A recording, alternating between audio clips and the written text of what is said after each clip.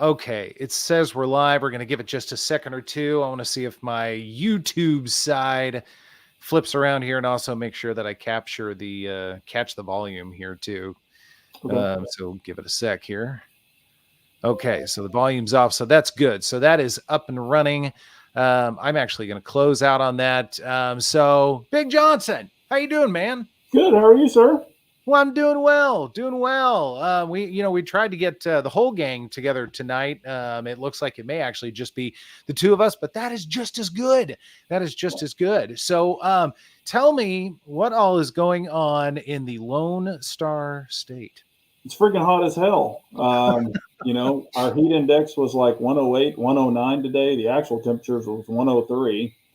I already had the AC drain from your drain pan up in the attic freaking backed up and was draining outside the house. So I had to get up and take the air compressor up in the 180-degree attic and deal with that today. So, uh, you know, 2 showers today. So that's kind of how it happens. But so far so good. Took the sink apart, fixed the drains, all that stuff. So it's been a fun day.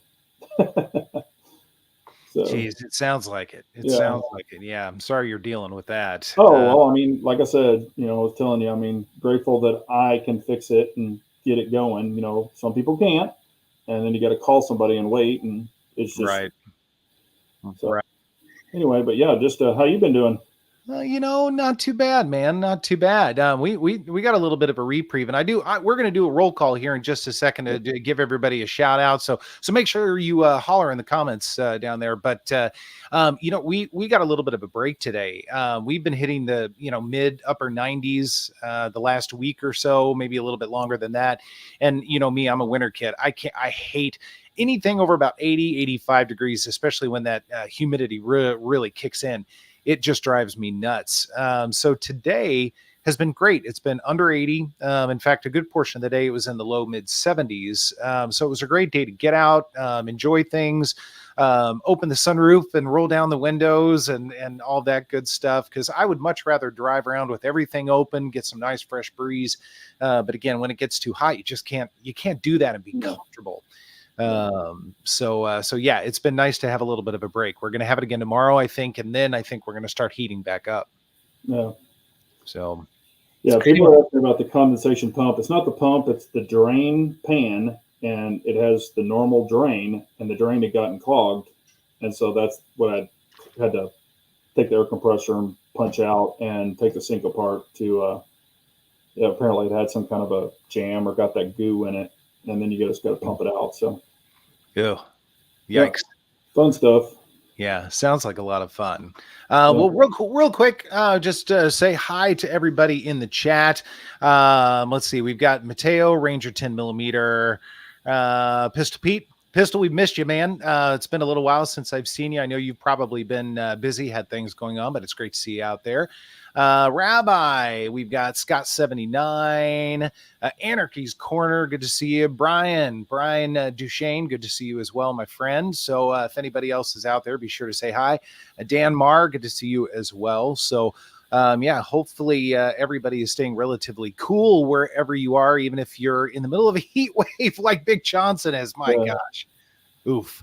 Yeah, I don't see how air conditioners keep up with that. I really don't. They almost have to be on basically constantly, and that can't be good for them. No. I mean, and like people have said, it pops condensers or capacitors.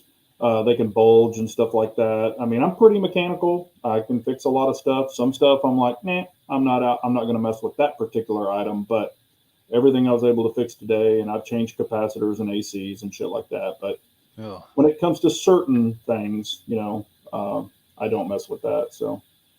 Oh, geez. Rabbi is saying just sprayed the roof with water because the ACs are barely keeping up with it. Oh, is that a real thing? Is that a thing that helps? No, I was going to say, now I've got a little bit older AC, but yeah, I mean, if you set it on 75, sometimes it'll creep up to 77, because it's constantly going. I mean, this is, like I said, it's pretty freaking hot here.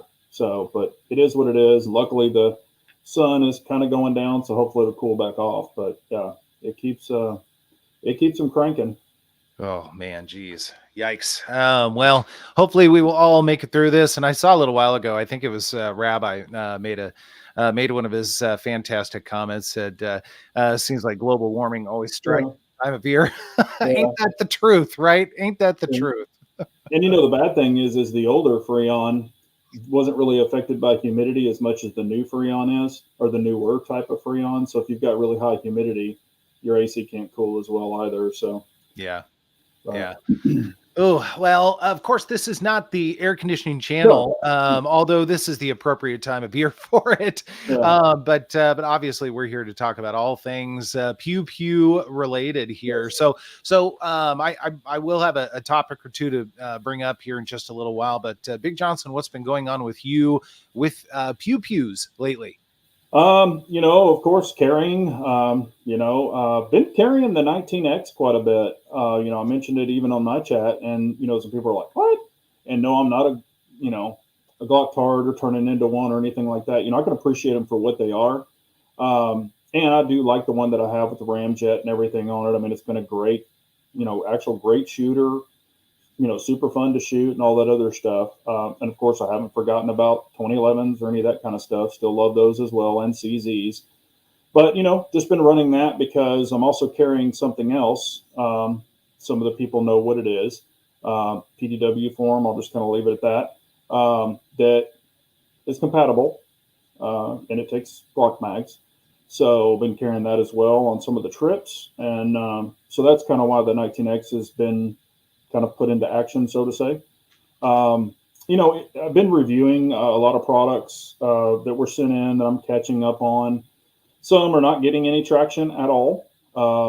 Some, are doing okay, but they're not like state of the art, earth shattering, things. They're just some of the cheaper options the company sent in, and one I kind of released very recently, and I'm not a fan. Pretty much go over that in the video, but it is what it is. What have you been up to? Well, just picked up a Beretta PX4 Storm GSD done by Langdon Tactical, flat trigger job. I did not go with the NP3 coating. I don't know that the juice is worth the squeeze for that. People can argue with me on it, and I may be wrong. I may regret it, but it's fantastic. I did get it out to the range today. And I very recently shot my other full size. So if you guys don't know, the GSD is a full size. It's not the compact carry like Langdon has had for quite some time. So it's the big one, but it looks just like the compact carry, that grayish side. It's a really good looking firearm. I have another full size that I did. I've got a Beretta competition trigger group in it with the Langdon trigger bar, and it's bananas. I mean, it's like a 2.7 pound single action trigger. I mean, it's very, very light. It's very nice. It's really good. I'm having a hard time deciding which one I actually like better, which one I prefer to shoot, because they're both very good. Of course, you got a flat trigger versus the older one, which is the curved trigger. I don't know, so I'm still kind of playing around with them. But I'm such a PX4 nerd.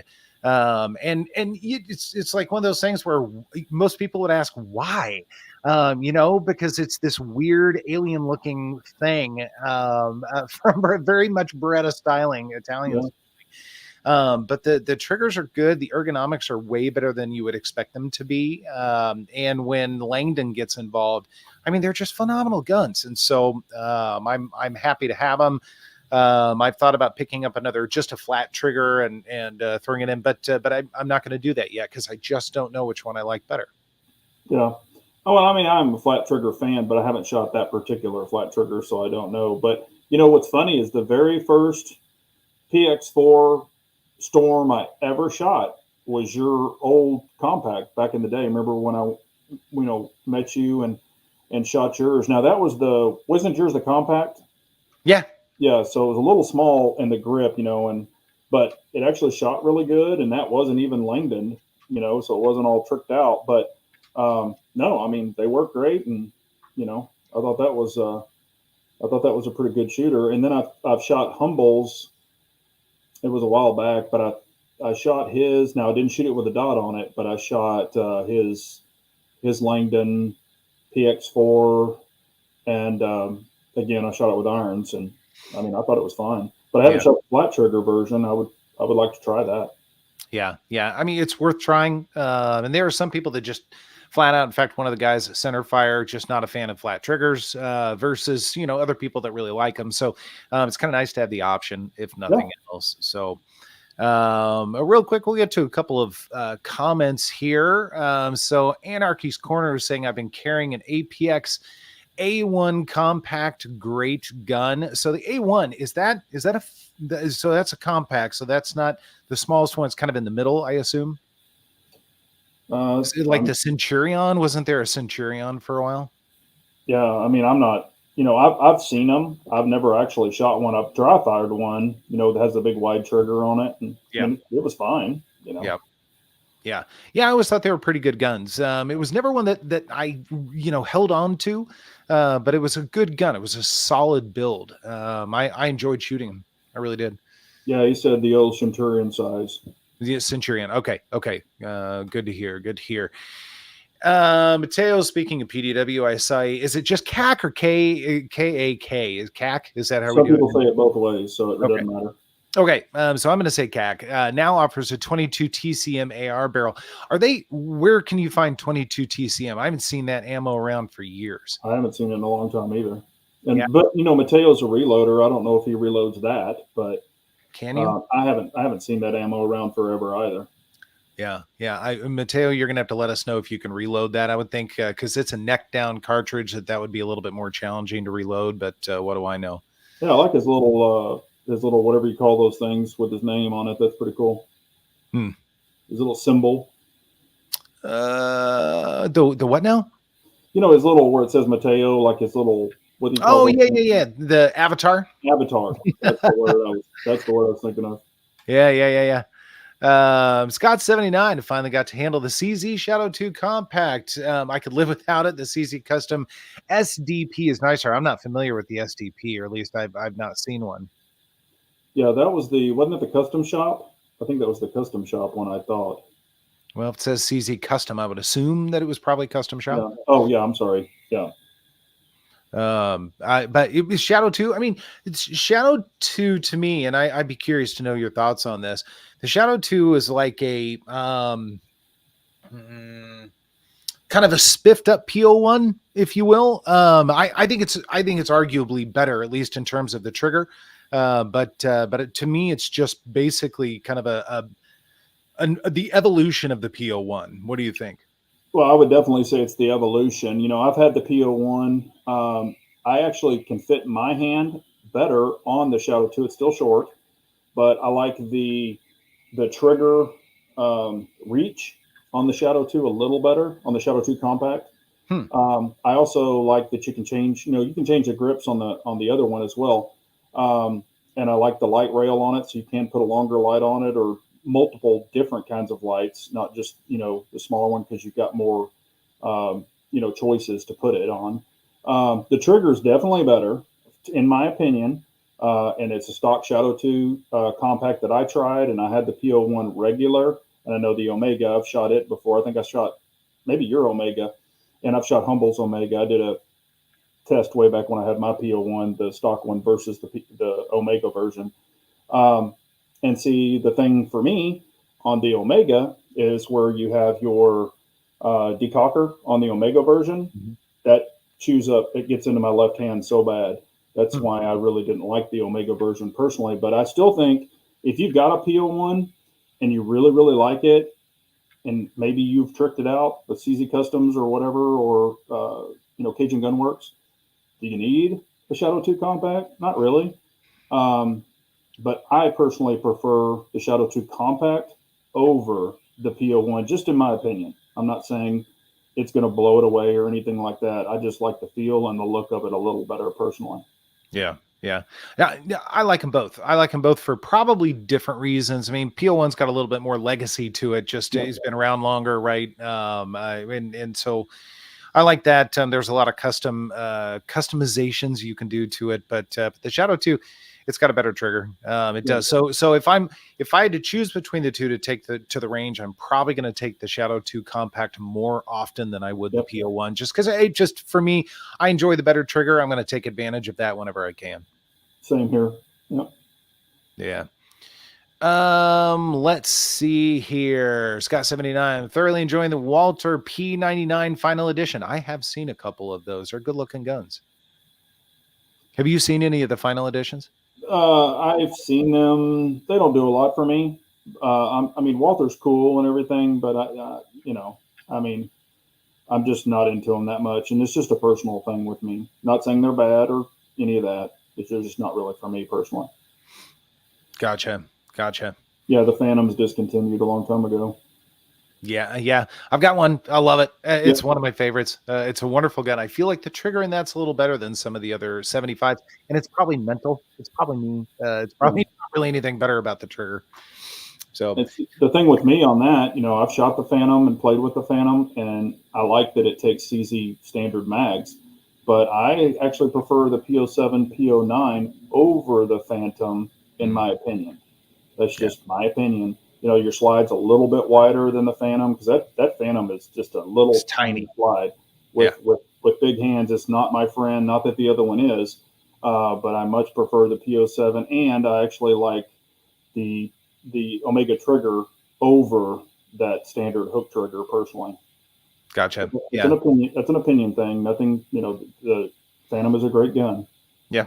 Oh yeah, it's different strokes for different folks, and I would opt for the Phantom every time. I like the PO7 and the PO9, but for whatever reason, I just have never been like, oh, these are fantastic. I have to hang on to these things, and largely because I don't like the reset on them stock. I just don't. I don't get along very well with them. If I'm going to have a double action, single action, I really want a shorter reset or a little bit more predictable reset. And the PO7, PO9 just don't do that for me. Yeah, and you can put the kits in them to make them better. Yeah. However, I've just shot mine so much. The triggers are really worn in well. I'm not saying they couldn't be better, but I shoot them pretty damn good. So, I mean, they seem to work for me. But then again, it's whatever. I'm glad we have 31 flavors. People can pick what the hell they want. It's exactly right. Dennis, good to see you, man. My coworker has a PX4 and loves it. Well, your coworker is a good person. I must say. Range Randy, KS and Big Johnson, the boys are back in town. Yeah, unfortunately, I don't think 17 is going to be able to make it, but I've tried to get all three of us. We will do it again at some point in time for sure. Let's see what else is going in the comments here. If you see anything, holler out. Okay. Let's see, based on the PO1, let's see, Type C is spurless hammer. Okay. He was saying Type C is spurless hammer, no safety or decocker. Slide, it must be racked to cock the hammer. What are we talking about right now? The Type C. Did I miss something earlier? Type C. Yeah, you guys will have to fill me in. I'm not 100% sure what they were talking about there. Let's see. Right, same people who like flat triggers like flat asses. Fair enough. But here's the thing, okay? and I want to preface this, okay? If you need the reach, and where I go with this is, when you have a hook or a curved trigger, like people with longer fingers, and if you have a flatter trigger, it's not curved in, so it kind of gives you a little bit more reach. So that's another reason I prefer them. But I mean, I've been a flat, growing up on 1911s and things like that. And granted, you can get curved triggers on a 1911, but I've just always been a flat trigger guy, even in my ARs and all that other stuff. Not saying I can't shoot a curved trigger. I just prefer a flat trigger. But no, I don't like super flat asses, but you know what I mean. Oh, fair enough. Scott says, dropped off my Beretta 92X yesterday to have the LTT hammer and flat trigger installed. Nicely done. So did you drop it off just at a gunsmith or drop it off to send it to Langdon? I'd be curious to know about that. Yeah. Let's see. Pistol Pete. CZ Custom does magic with their trigger jobs, even with an FPB. I like the lock aluminum grid lock palm swell. So the palm swells, that's your territory too. I'm not a palm swell guy. I'm a palm swell freak. I like those thin checkered grips, a little bit more 1911-esque. I just prefer that. Yeah, well, it just fills up my, when you wrap it around there, it just kind of fills up a little bit. And I've actually had people with small, or I'd say medium to large hands, shoot the palm swells, and because they'd never shot them before, and they were like, "Oh man, I like the way they feel." But again, that's why you have so many different preferences, or different options, and that's a great thing. But Sure. All right, we're going to get to a topic here in just a second. We'll go through a couple more comments because I know I'm a little bit behind. You guys have been chatty tonight, which, by the way, thank you very much. Appreciate it. Mateo saying Arms Core, and this is going back to the 22 TCM, I think. Arms Core is the only one offering it since it's proprietary. That makes sense. And yes, I do reload it. Okay, fair enough. Yeah, I didn't know that was an option to be reloaded. Yeah, so Scott had a question. He was asking, and that's really for both of us, but he was asking about 2011s, about the best budget 2011. I don't know if it'll let me throw it up there. I can. Oh yeah, you got it. And of course we want, I want KS's opinion, but for my opinion, if you're talking budget and and like I've said, even on my chat, I honestly feel. What kind of intrigues me, or I guess maybe excites me, is the platypus. I've got a ton of Glock mags, like I said, and I think people, not that I'm a Glock fanboy, but I think that if people have a lot of experience in Glocks and they have the investment in those magazines, that could be a great option. Depending on how you get it loaded and customized and things, you can kind of pick different price points. I've shot the TIOS, the Night Stalker. It's a pretty decent gun. Not saying it's the best in the world, but I actually enjoyed it. But it has the RMSC footprint, which I prefer RMR, and now you can get that on the platypus. So, I played with some of the other TIOSs. I think it was the Mac or whatever. I think that's a TIOS. I wasn't impressed with that one, and that's supposed to be their higher end. Now, this was a one of one at a gun store. The trigger was horrible. The slide felt like garbage, but that was also, in the case. I didn't take it out, lube it, play with it, do all that stuff. Just dry fired it there. But then again, it's whatever your price point is, whatever your budget is, and whatever you prefer. If you're wanting something that's super, super reliable that you could pretty much hang your hat on, I would honestly probably say Staccato. But you're not getting any MIM parts, and again on the TIOS, you're not getting MIM parts either.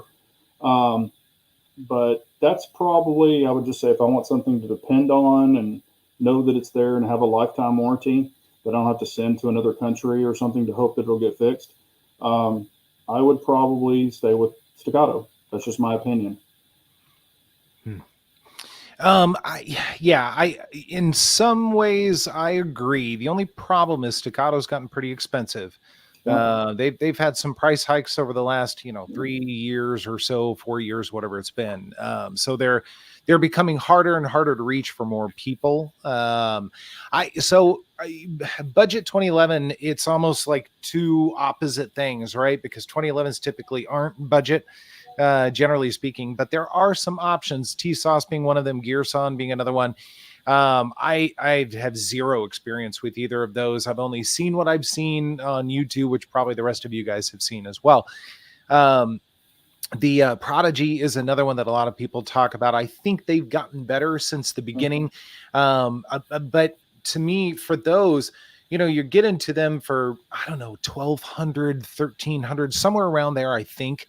But to make them really stand up to the competition, so to speak, you're going to have to put another however much, $200, $400, $500, whatever it is, better trigger and some trigger work and various things like that. So you're climbing the ladder a little bit, right? So maybe saving your pennies, getting a Staccato might be a really good idea. Platypus is another one. And Pete, I think you asked earlier, I have not gotten mine yet. It should be here in July, although late July. I'm telling you, they continue to, I just knocked my microphone. They continue to stretch out.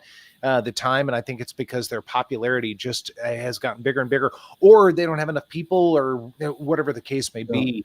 I ordered mine, I think March 20th. Don't quote me on that, but right around March 20th. So just to give you guys an idea. And when I ordered mine, I think the turnaround time was like 12 to 16 weeks. So they've gone past that at this point in time. So now they're quoting like 17 to 20 or something, and maybe even it might even be longer than that now. But they now have a estimated delivery time, and I think mine says like July 20th or something. So it's going to be a little while yet for me. Yeah. Yeah, and I mean, like I said, I think if you shop around, like Scott was just saying, maybe if you were able to find a used one or something like that. And the thing, and I'll just say this, because I did have a staccato fail. I think everybody knows that. But man, the lifetime warranty, they were like, we're replacing it. So I got a brand new gun. That is really hard to beat. I mean, they took care of it very well. And again, like Scott's saying, it's hard to find a staccato that was even under $2,000 used. And I would agree with that because they're actually kind of hard to get. Now everybody wants the C, the new C, which you can get the shorter grip or the longer grip, and it's a 4-inch slide. That's probably going to take off like wildfire too. I had Threat Cadre on, and he's been shooting his and everything. He really likes it. He's kind of touting that the C is going to be the next thing everybody wants. I mean, he said it's a fantastic gun. So I haven't shot it yet, haven't played with it, but it is just really hard to beat them. But I mean, I agree with KS. That's not in everybody's price point, and it's completely understandable. But that's another thing about them, and I've said this numerous times. If you buy something budget that could work, maybe not work, and say you just like, man, I just can't deal with this thing, I want to get rid of it. But you've bought it for say $600, $900, $1,000, $1,200. Well, when you sell it, they're going to say, "Oh, we'll give you $600 for it." That is one thing about staccato and some of the other ones. They do hold their value pretty well. Yeah. I'm not saying you're going to get exactly the same amount unless you sell it to an individual that's really wanting that particular gun. But that is one thing you can say about and those aren't the highest 2011s. We know that, Infinity and Atlas and all those, but they do hold their resale value. So that's one positive thing about that. Yeah. Yeah, I would agree with that. They generally do hold their value, and I think partly because there just aren't a super ton of them out there. If they became more mass produced, that would change things a little bit. Real quick, Rabbi and Testing 2741, Joe, appreciate it, man. Rabbi also had a super chat a little bit earlier. And Rabbi, I apologize, I didn't hit that early enough, but thank you both so much. Really appreciate that. It's very nice of you guys. Very generous. Much appreciated.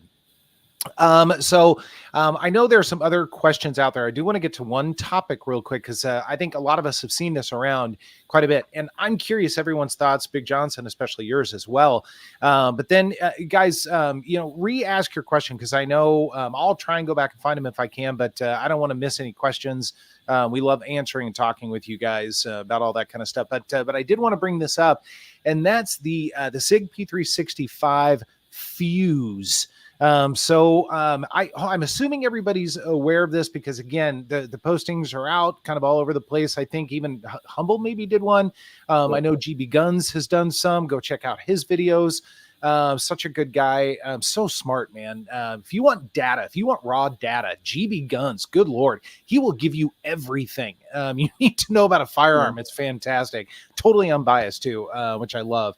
But anyway, so this fuse, longer slide and barrel than the XL or the Legion or the Macro, any of those, right? And longer grip as well. And I think it's 21 round magazines. It comes with 17 and or 21, depending on your configuration. In fact, one configuration, even as it's the Romeo X red dot. Correct me if I'm wrong. You're the red dot guy, but I think it's the X. Yep. So what are your thoughts on this basically duty-sized P365? Again, polar opposite concepts here. What are your thoughts on that? Well, like I said, you started with a 365, which was micro gun. And I said this a long time ago, even on my chat. I'm like, I see a lot of people phasing, not everybody, but I see a lot of people that were kind of losing the micro gun, I guess fanboyism. and they were like, I'm wanting a little bit bigger. Not that it was, huge big, or like this one's not huge big, because it is thinner. But you're actually, if you really think about it, you're now to what, a 17-inch length, like a Glock 17, pretty damn close. And yeah, they'll come with one 17 round, two 20 rounds. You're talking about a lot of grip capacity too. Now you're, sticking that down your pants, and I would never worry about the barrel length, but some of the longer grip is going to affect a lot of people there too. The reason why I think they did it, and this is my opinion, is because even for backup guns for police officers, like for their off-duty guns, they at least have to be 4 inches to carry. So I think that's why they made it. I think they were going after that niche, to say, oh, well, now you can have a 365 as a backup gun. So I think that's what they did. I think also they're trying to push this realm with the 20 rounders as potentially a duty gun, for maybe some law enforcement, or even military people. And y'all know my opinion. I would trust the 365 more so than the 320, in my personal opinion. I'm not bashing SIG, but I have my own beliefs. Is it for me? No. Is it earth shattering? I pretty much predicted this was coming, because if I own the SIG P322, and when I was holding it, I was like, I bet you they come out with a freaking 365. I think in one of my first videos about the 322, I said that. I said I could see this coming out as a 9mm, and that's what it is. So basically, and I think it's just a little bit more length on the barrel and maybe a little skinnier. But I think it's a good option for people who really want the SIG. I don't think, if that's a model you want. To me, it doesn't do much for me personally. I could foresee this, and then, like I said on my chat when I was talking about this, I said, okay, they didn't come out with a port. They didn't come out with anything. So next week, you'll have this one with the port, or with their little micro comp on it. That's just going to be the next generation of this. So, they're going to push this gravy train, / lipstick on a pig, and work it out too. So, but that's what people want. They want. So. Well, I agree with 99% of what you just said. I'm not sure I agree with the lipstick on a pig, only because, and to your point, this I very much agree with. I think there are other people that probably have the same sentiment. I have more confidence, I should say, in the 365 than the 320 platform. Don't get me wrong. I still have an AXG Legion 320, and I love the damn thing. It's a wonderful shooter. However, I consider it a range gun. I don't consider it anything else. And it's not because I'm scared of it. It's not because I think it's going to, run after me and bark, or it's going to go off or anything like that unintentionally. I think a lot of that's overblown. I truly do. I'm not being a fanboy. I'm trying to have the realistic, the reality hat on, right? Most of the time, inanimate objects are truly inanimate objects until we do something with them, and then they become not inanimate objects. But anyway, the 365, the fuse, and so Pete and Scott, I mean, some of these guys, I love what they're saying here. Scott was saying SIG has turned into Glock, just making variations of the same gun. Rabbi said, agreed, Scott, the 320 and 365 really brought or decreased the mystique of the brand. That's an interesting concept. I hadn't really thought of that. Maybe I'm going to have to ponder that the rest of the night as I have a bourbon or two, because I do like SIG. I mean, I still think the 226 and 229, 220, the X5, some of those are just, they're up there. I love them. I absolutely love them. But perhaps maybe these other guys are kind of dragging things down. However, the 365 line, except for its initial out of the gate run, which was a little bit questionable, it otherwise has been a phenomenal platform.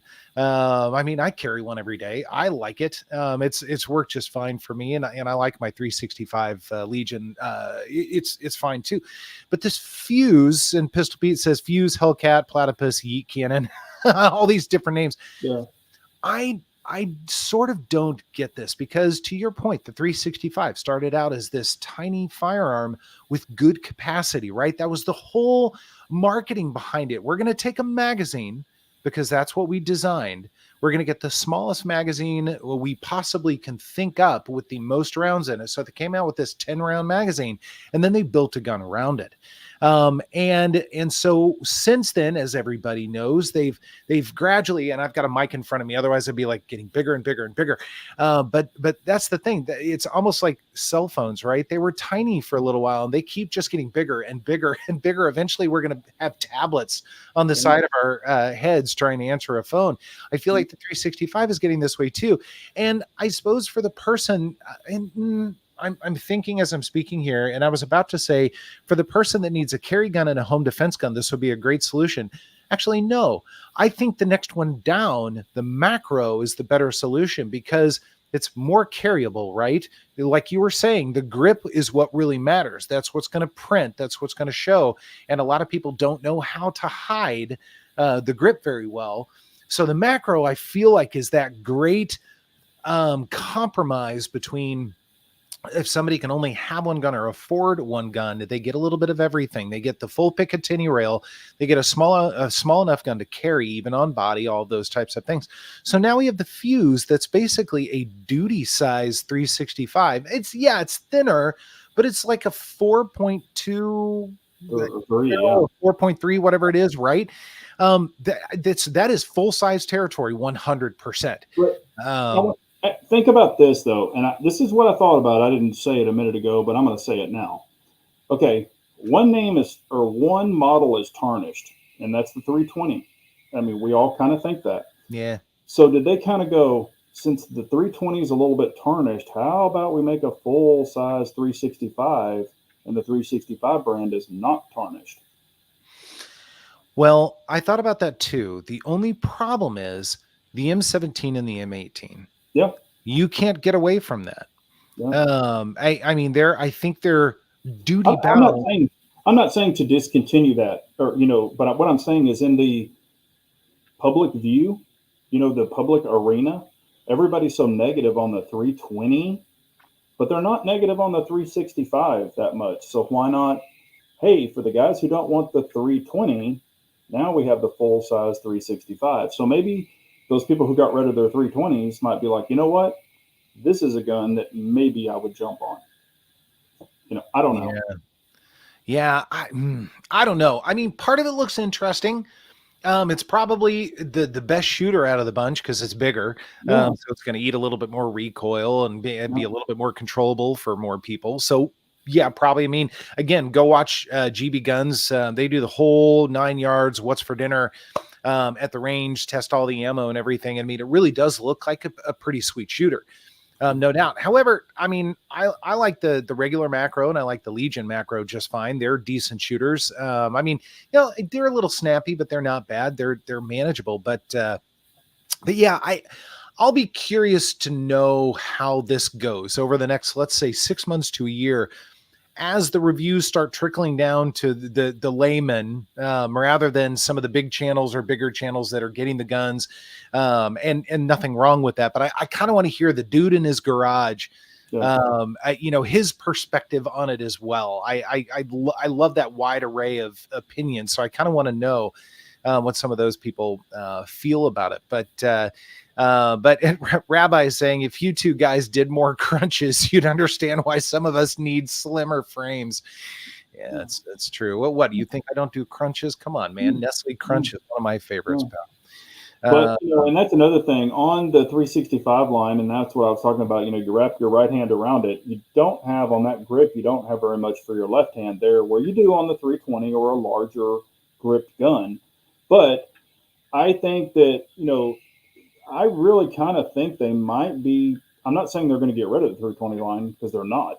But I'm just thinking they might be trying to pull some people over to that 365 line that kind of had that bad taste, or that, I'm not sure about carrying this, but I like a full-size gun. So, I mean, like I said, it could be the flavor of the month for about 2 months. And then after that is what I want to see.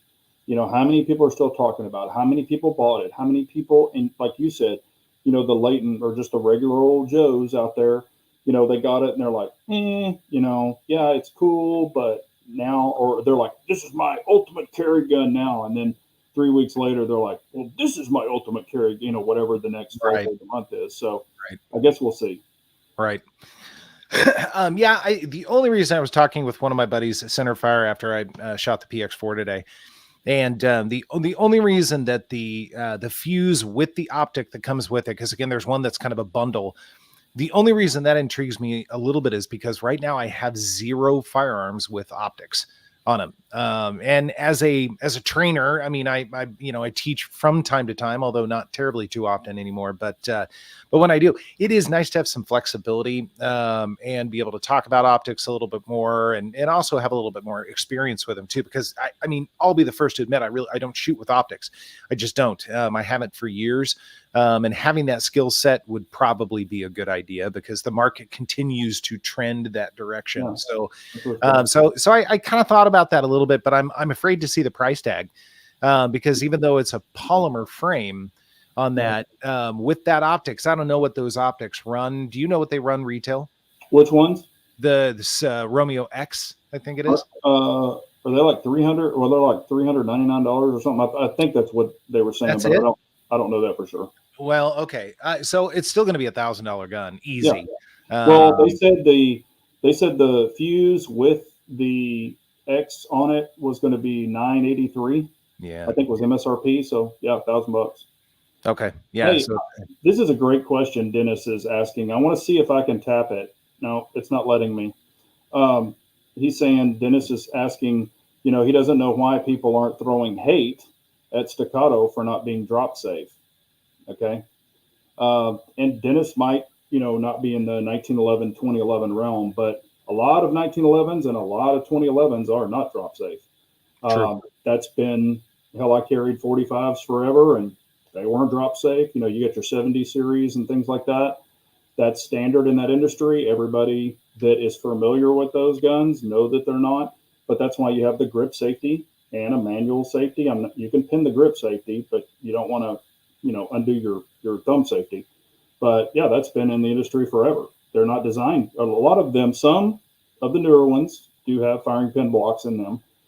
Some of them don't. If you're staying kind of somewhat old school, yeah, they're not drop safe. Never have been. So, but you've got other safeties on that gun. So that's just kind of standard. So it doesn't surprise me. I honestly, it doesn't bother me either. So.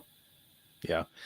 I agree. And partly like the Series 70 versus Series 80, that Series 70, generally speaking, has a better trigger, but it's the less drop safe of the two. So it's kind of a sacrifice one for the other, but that's why they have the manual safety and the grip safety, right? So as long as everything else is operable and you're running it the way it's supposed to be run, the correct manual of arms, cocked and locked, you should be fine. Yep. Yeah, no, I totally Let's use a Serpa holster, and your name is, what's that guy's name? I can't remember. That popped himself in the leg. Oh, I don't remember his name. I know you're talking about though. Yeah. He's running that Serpa holster where you push the button and finger right in the trigger guard. Oopsies. Yep, that happened. Oopsies. Let's see. So Snowman, I want you to repost. Okay, I see your question. Give me 1 second. Pistol Pete was saying I like Dan Wesson names. Valor Specialist, Wraith, Wraith, Valkyrie, Guardian, Razorback, Discretion, Point Man.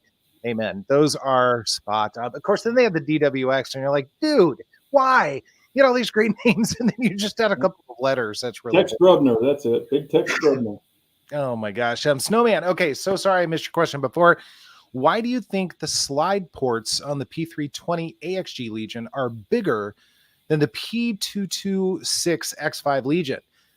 I didn't know they were. Are they? I didn't even know. Now I have to go down and I have to go into the safe and pull those guns out and take a look.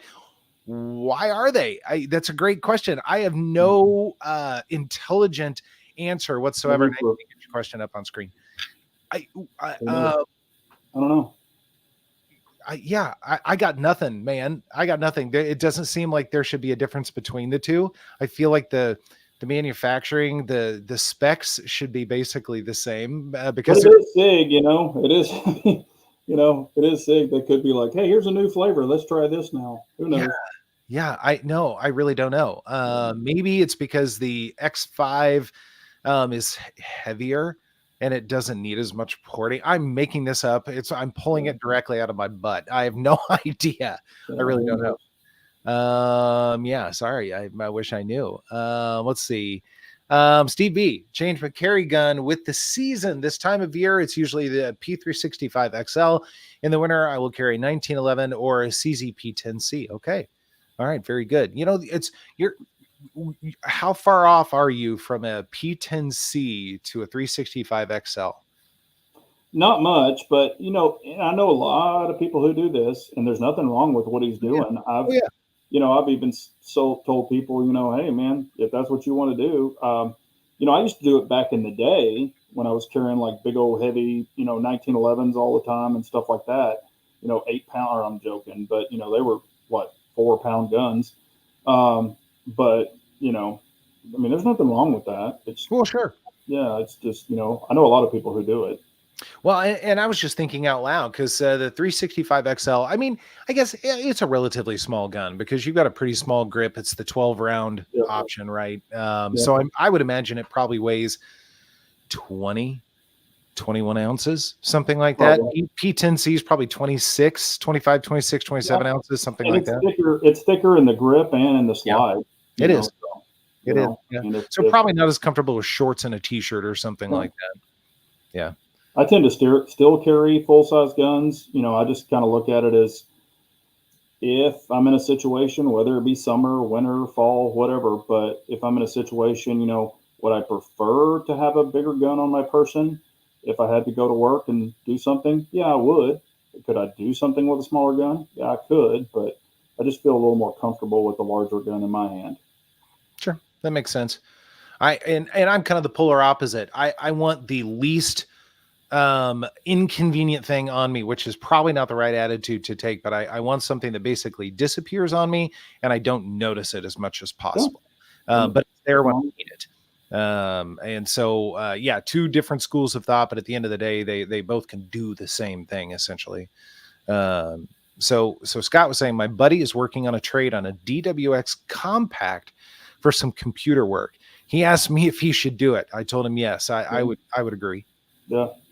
Yeah. Depending on what, if it's like 6 weeks of computer work, but if it's something pretty basic, yeah, I would do it. Well, I mean, it's $2,500 gun as long as it's in good shape.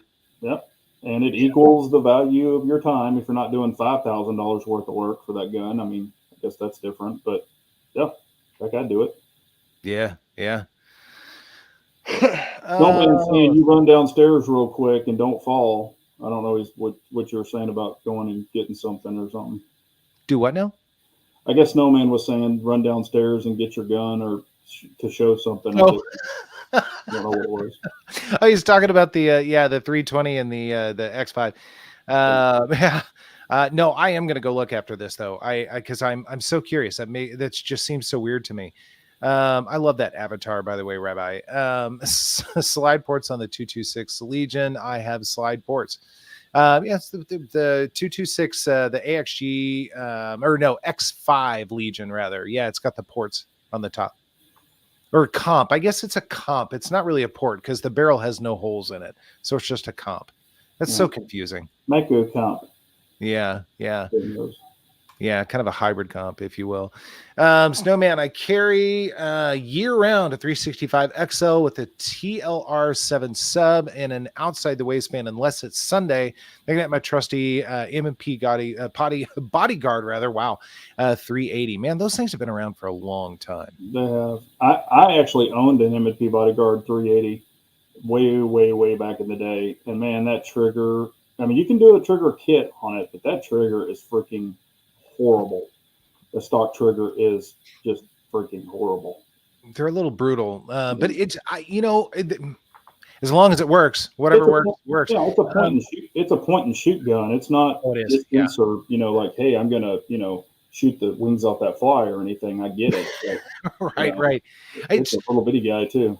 Those types of guns. Same with the LCP, LCP2, things like that.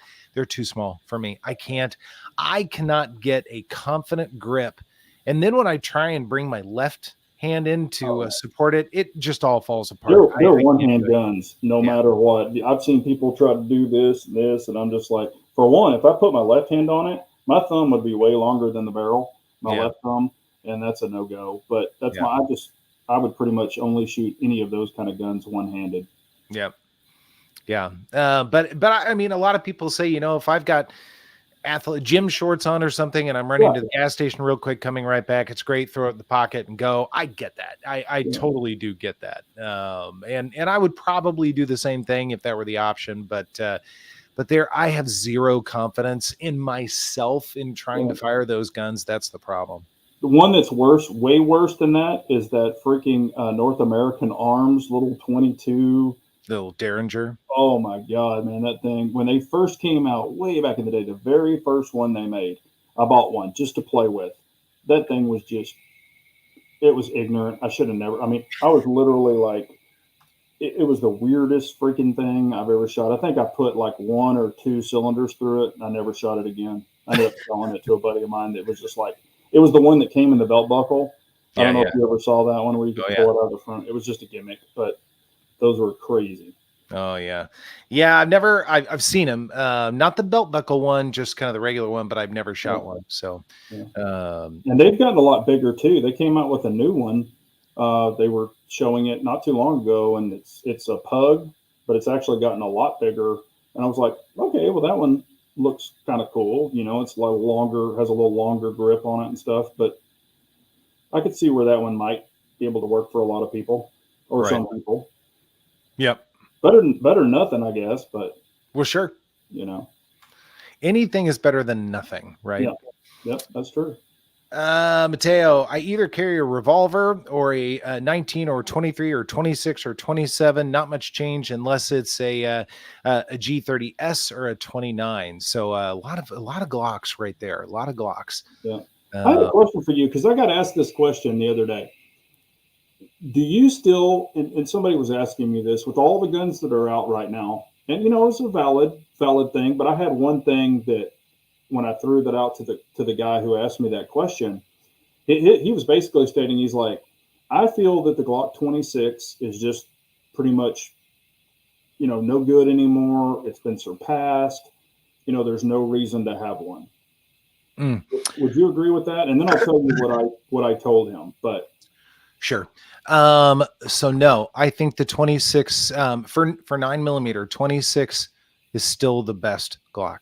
And I hate the word best, but I'm going to say it. I think it's the best because it can do everything.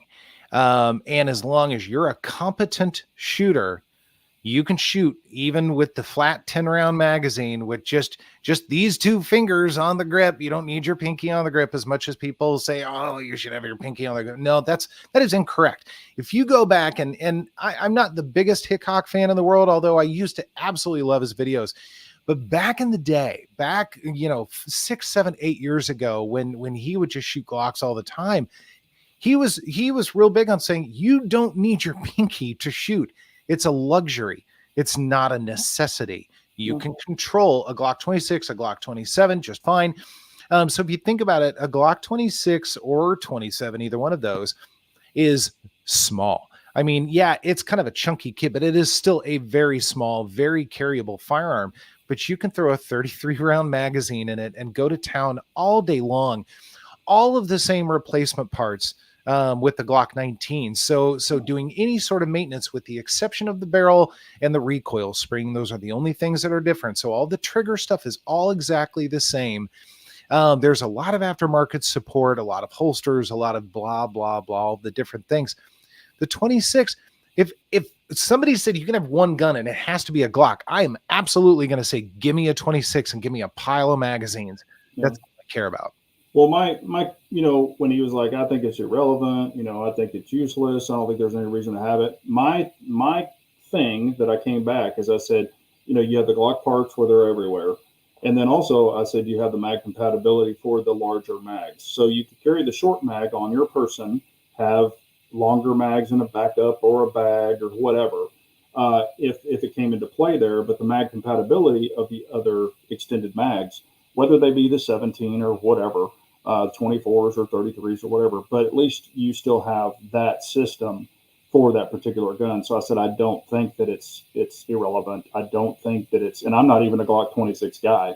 but personally, but I think that's where it could really come into play, to still be in the mix. And like other guns, PO7 takes PO9 mags, P10C takes P10 mags. I mean, you've got that kind of play that you could use as well. But, the 26 is definitely smaller and it's chopped. So it could be easier to stick somewhere. And granted, it's a fat little girl, but, it is what it is. Right. But it's very shootable. Yeah. And you don't have to be a professional shooter to know how to do it. I mean, yeah, you need to have some fundamentals, but I would argue you need to have those same fundamentals regardless. But the mindset of so many people that I talk to, when I show them a 26 or a 27, they pick it up, and if it has that flat magazine in it, they immediately say, "No, thank you. I can't get my pinky on it." Yeah. And I just kind of want to be like, well, you don't need your pinky. It's nice to have, but you don't need it. I like it, when they're short, and I've shot all kinds of guns, but for me, it's like pinky and this finger probably wouldn't go on it because I think I shot yours. I would prefer that, but no, is it really vital to have that? No, but I would prefer that if it's sure. Stuff's getting really bad. But then again, if you put an extended mag in it, now granted, you're going to pull this pink finger back farther to put on that mag, but that's where you could use the longer mag to have that advantage. Or if you have the longer mag, have the sleeve, like the X grip, sure, so you can slide that on there, and then that could benefit it as well. So, I mean, there's things you can do there's workarounds. So I used to run them with the +2 Glock bumper, because that gives you a factory basically finger rest if you really want it. So you can have the flat magazines when you really have to go low profile. And I will tell you, a Glock 26 disappears because there's almost no grip, right? Yeah. But then you throw that +2 bumper in there, and you've got kind of a slightly shorter 19, just barely shorter. It's perfectly doable. So I don't know. I'm a little bit on a rant, but I'm kind of passionate about the 26 because first, I think it was one of the first viable real carry guns out there ever. It's just been around since how long? Like 97 or something that. I kind of around there. Yeah. So I think it is a great option, and I would be shocked if Glock got away from the 26 or 27, even though I would argue the 27 would go first because it's a 40 and just not as many people shoot the 40 these days. Yeah, I would agree with that. I don't think they're going to get rid of it because of that reason we just spoke of. There's still a lot of people that would have play in that. So I don't think there's any reason. I mean, hell, they came out with the MOS version, so I really doubt they're going to get rid of that gun. Yeah. Yeah. Steve B is saying Hickok 45 is 6'8". My God, he's a big boy. Yeah. His hands are bigger than most grips. And when he was shooting competitions, he was sponsored by Glock.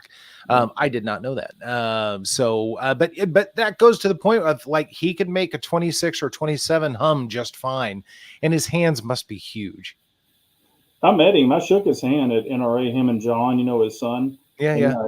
They're big guys. And I shook his hand, and he's got a pretty good sized hand. Yeah, I should say 6'8" is that would make me look like a model for a trophy next to him. I mean, and I'm basically 6'2". Yeah, that's a big boy. Rabbi, got to go spend time with the waifu. Thanks for the stream. Bye, everyone. Stay safe. Bye, Rabbi. Later, man. He's a good cat. Snowman, KS, would you say the PX4 full size or compact is highly underrated, bro?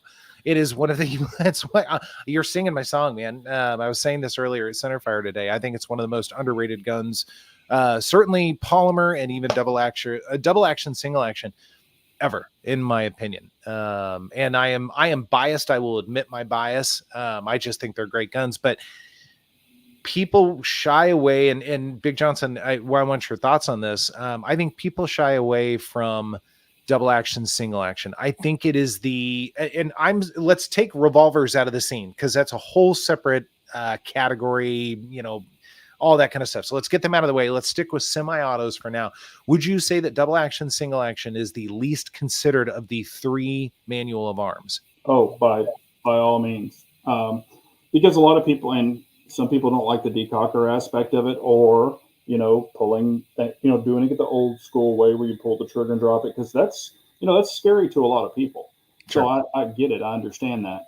But like I've always preached, and you know this. I'm like, I feel everybody should kind of have a double action, single action, at least one in their collection, because that way you've got familiarity, I guess, with that, setup.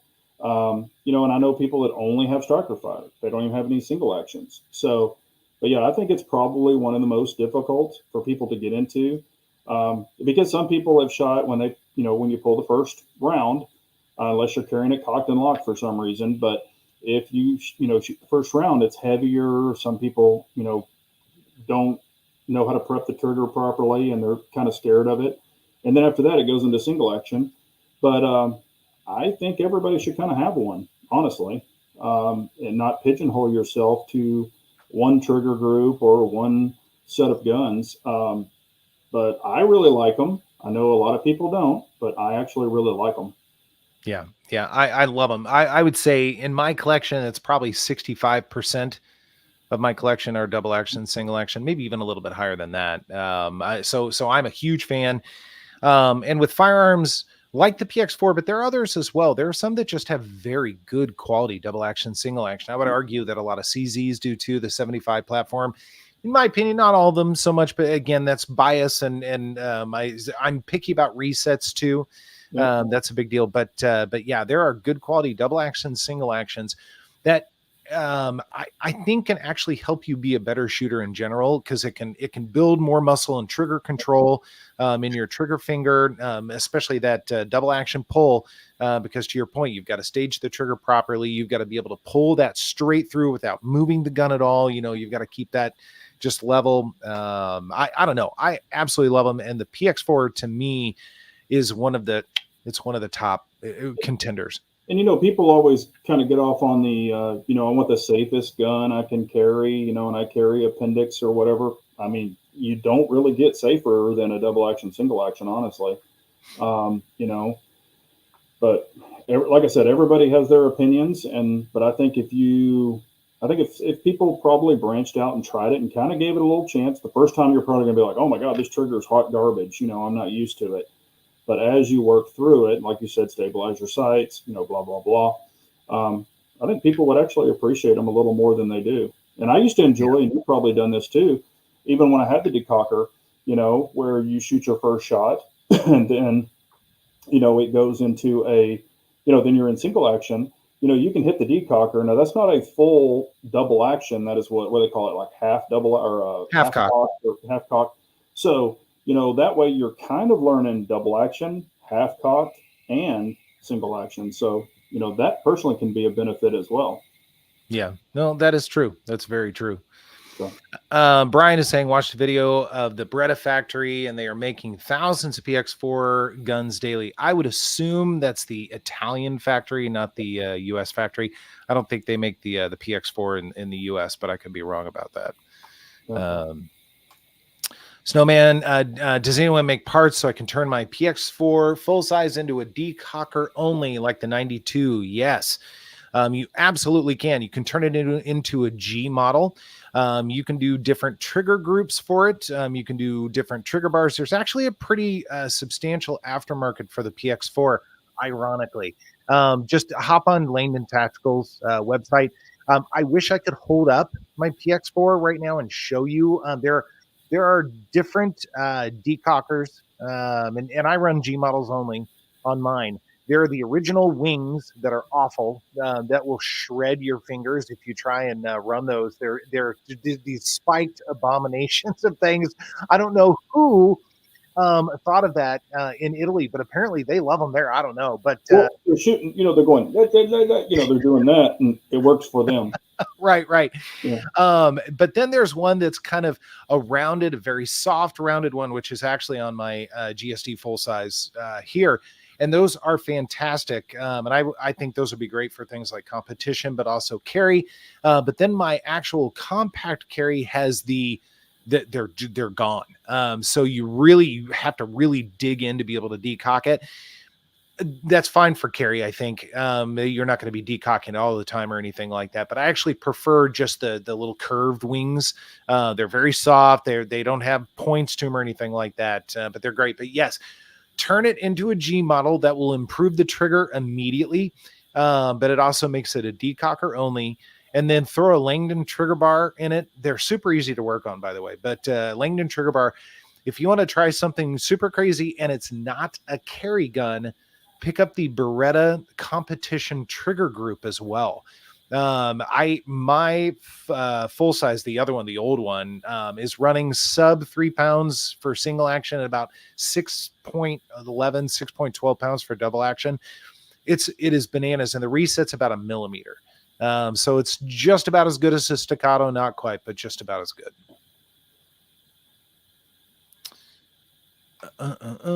Pistol Pete, I agree 1,000% on safety. People think striker fired are much safer than double action, single action. I don't think so. You know, and that's another thing about the double action that a lot of people, I mean, because I carry appendix, but you know, you can basically ride your thumb on the back of that trigger, you know, the back of the hammer as you're loading it in there. And, you know, if that trigger were to catch on something, it's going to try to kick that hammer back. So you're locking that hammer down as you're loading it in, which, and, you know, you can buy those aftermarket Glock little, whatever it's called, that dingus on the back, you know, that kind of acts like that. But I mean, double action, single actions are probably about the safest out there. Yeah. And a lot of people, you know, when they're going to get a gun or going to look at a gun, especially the newer people, you know, the first thing they're like, oh, you know, check out an HK or a CZ or a whatever it is. You know, they're just like, oh man, that first trigger pull is freaking horrible. But, you know, if you don't have a lot of practice, it's not about it. You don't really want a hair trigger. You know, I've let people that have never shot a gun before shoot my, you know, 2011s and stuff. And they're just like, holy shit, you know, it kind of goes back to when we had that. Remember when I bought my TSO, the very first time you shot my TSO? Oh, let's not tell that story again. No, that was also 1,000 years ago. You know, that trigger was 1 pound, 9 ounces. A lot of people aren't used to a trigger like that. I wasn't. What? I wasn't. Yeah, but that's what I'm saying. You know, I mean, that's why you test stuff and try stuff. But, you know, as they get used to a heavier trigger and you learn that trigger, you know, it's kind of like I grew up on freaking revolver triggers too, you know, which were 10 freaking pounds. You know, I mean, you learn to appreciate a lighter trigger as you've shot a lot. And that's just kind of what I like now. But I don't think there's anything wrong with the double action. And again, I've got some double actions that are 6 pounds. I've got one that's like 4 3/4 pounds, and then the single action's 2 pounds. Yeah. So, you know, but that's with trigger work and stuff like that. But I'm saying you can make them really nice. You get used to them as they are now, and then you can tune them later. But I don't think there's a damn thing wrong with them, honestly. Yeah, no, totally agree. Totally agree with that. Banshee, the PX4 so underrated. Same with the CX4. In fact, I was actually looking at those the other day. I was like, yeah, wouldn't it be fun to get a CX4, but then figure out a way to get it threaded and all that kind of stuff. And but awesome guns. Yeah, I do agree. Although I've never shot a CX4. PX4 compact carry from Langdon Tactical is amazing. Yes. Absolutely amazing. In fact, it's truly a wonderful carry gun. I know it's in the name. It seems obvious, but if you like, you know, that kind of Glock 19 size firearm, a little bit smaller than a 19 actually, but you want double action, single action, it's a great way to go for sure. There are some chunky little boys though. Not saying there's anything wrong with that, but they are chunky little guys. You know, I'd have to get out the measurements. Now I've got the full size right now, and maybe that's kind of messing with me a little bit because the slide's longer, grip's longer, but it doesn't seem very wide. But yeah, I'd have to do some measurements on it. Yeah, I'm saying when some people compare them to other guns, they're like, oh wow, this one's more chunky. Which I mean, if anything, it's very minuscule to me. But some people could be like, man, you know, compared to what they were shot, especially like compared to some of the micros, you know, it's kind of like I think it might be like on the Glock 26 kind of side, you know, it's kind of a chunky little guy, but then again, you've got the rotating barrel, you know, there's a lot of benefits. People don't realize that. And I had a buddy who bought one and he's like, man, this thing's a pain in the ass to take apart. No. You know, he wasn't used to it. And I was like, dude, it's your first time, you know, I mean, just with anything, you know, it's going to get easier. And it did. And he was like, oh yeah, you're right. You know, I did it about 3 or 4 times. And after that, it wasn't a big deal. He's not super mechanical though, and he's not a big gun guy either. Yeah. But he really likes it. He shoots it well. I think the stock sights, when you buy them, I think the stock sights are hot garbage, personally. But I think especially the LTTs where they're putting the dots on them and stuff like that. I mean, that's pretty damn cool. Yep. Yeah, that was the only thing that was a bit of a bummer about this one. Again, it's the full size GSD from Langdon. So it is orange front sight and then blacked out rears, which is almost perfect. But my carry is actually an orange high def with a tritium in it, and then blacked out rears. I would have preferred that they did that on this as well. They didn't. Not a big deal, but still, I would have liked the tritium vial in the front. That would have been nice. But whatever. Well, tell you what, it's 8:10. So we've definitely had a good conversation here, but I think it's probably about that time. And I hear some weather, I think maybe sneaking in here. But listen, Big Johnson, what an honor to have you here tonight. Really appreciate you jumping on. Any final thoughts for everybody? Well, I mean, I appreciate you having me on. I mean, it's always great to catch up with you, and I really appreciate the family members out there. They always make it a really good time. Seeing a lot of familiar faces, maybe a few newer faces.